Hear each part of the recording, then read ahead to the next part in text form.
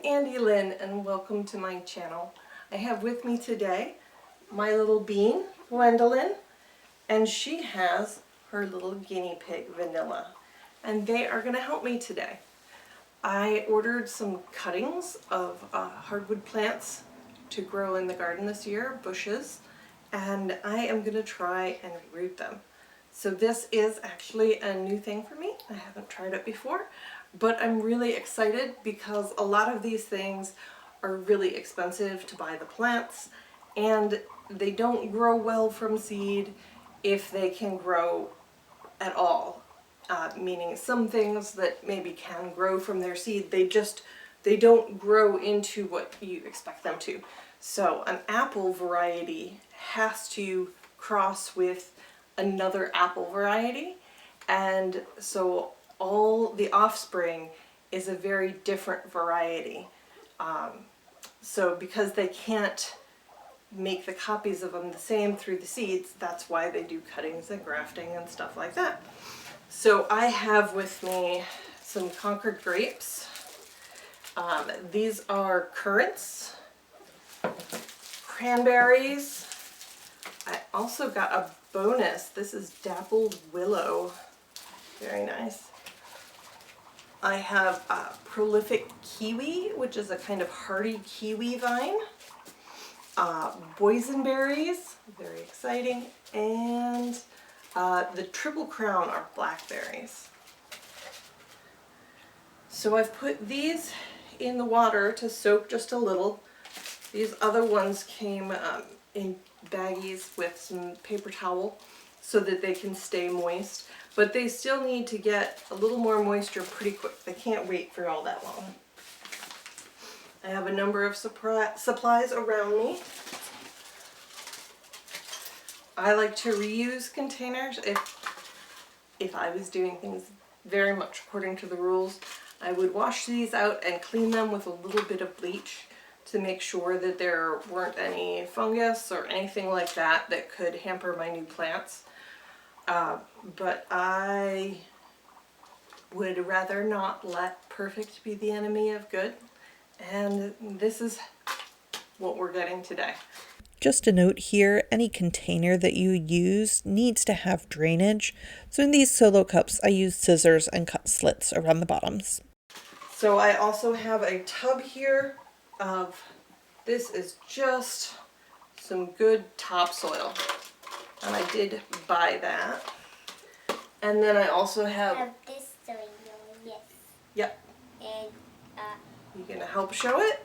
yes. This is We had peat. to take it because when I was kind of Yes. escaping. You can do peat or peat moss.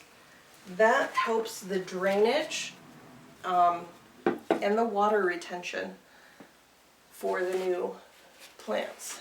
We also have here, this stuff is vermiculite or perlite. They're actually two distinct things, but they're very similar, and so I use them interchangeably. But what this does is it's a kind of rock it's like puffed up, so it has a lot of air pockets that can fill with water, so that the water can drain from the soil generally and not be too wet, but still have a lot of moisture to give to the plant. So we do a mix of the topsoil, the peat, and the vermiculite or perlite.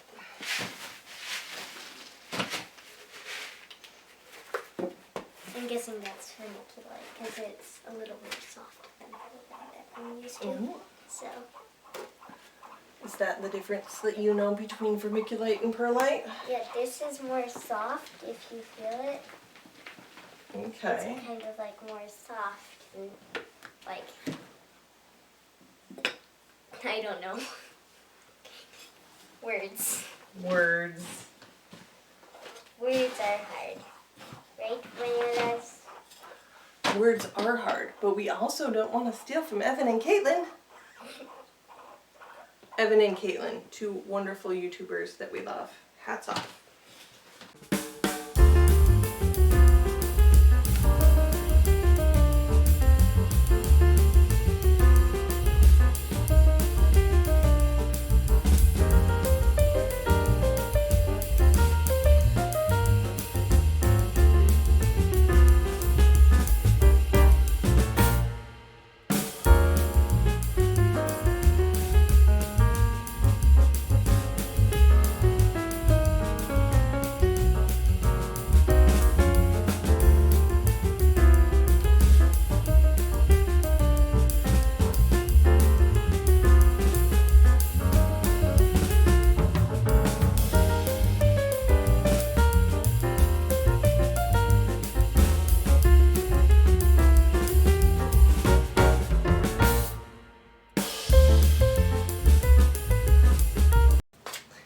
because I'm rooting so many plants at once, I am going to do some of them in these individual cups, but I'm also going to do groups in some of these larger containers. Because they're putting out new roots, I should be able to gently pull out all of it when it's ready, and then be able to separate them without damaging the roots.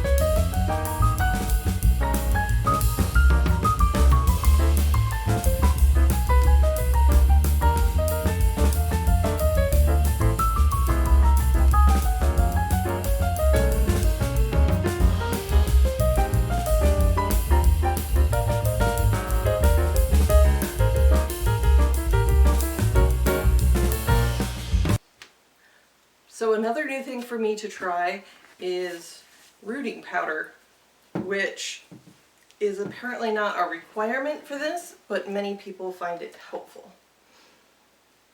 So I've got this nice wet root.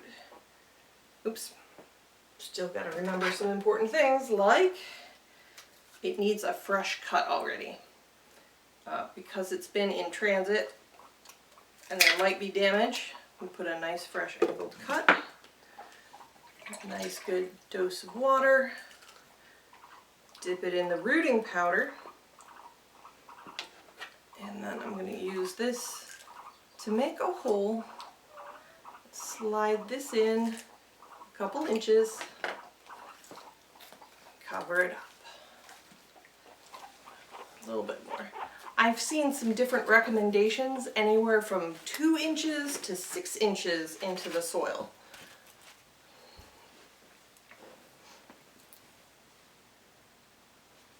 But it's definitely important that you have these buds above here to make sure that it has the chance to grow.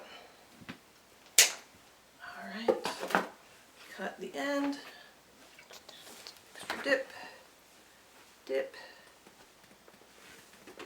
tap it off. It looks like a lot of powder.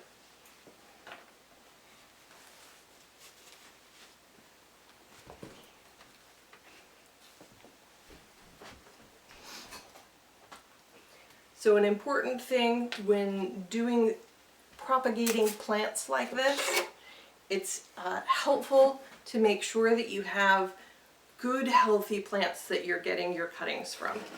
If you get cuttings from a plant that has a disease or a fungus, then it's likely going to spread to the new plant. So I just ordered these on Etsy, which could be a bit of a roll of the dice, but they came in looking good, so I'm hopeful. But if you ever get cuttings of your own, or go make cuttings of your own, go cut pieces yourself, make sure that you've got a nice good length, nice good buds, and that it's a nice healthy plant to begin with. Can I do the next one? Yep. Yay. Alright, so you see how I did that? Yeah. Okay. Oh, Kitty's playing over there. Alright, so this has a hole pushed in it. Yeah. Do you want me to trim it, or are you going to trim it? I want to change him. Okay. Can you no, my skin doesn't escape. You trim it right down here. So, Here? yeah. Just on the table. Put the plant, please.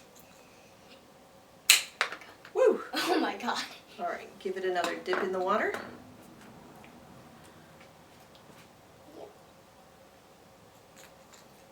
Stick it in. Oh yeah, you're right. I almost forgot the rooting powder. There you go.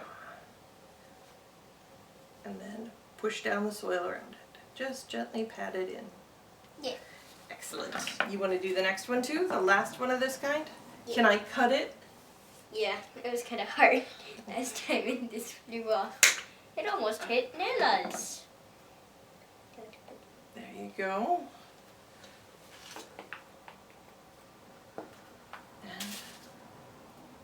And pat it in.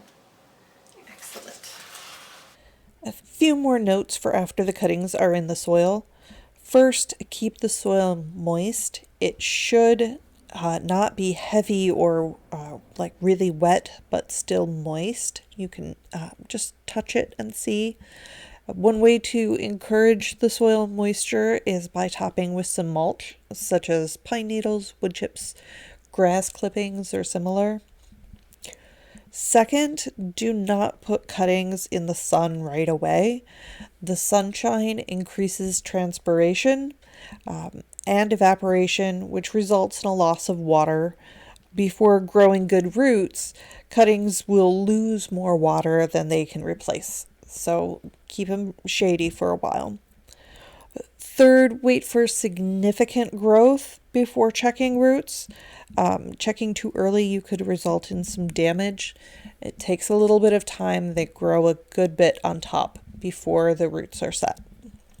And fourth, make sure you harden off your little plants before putting them outside.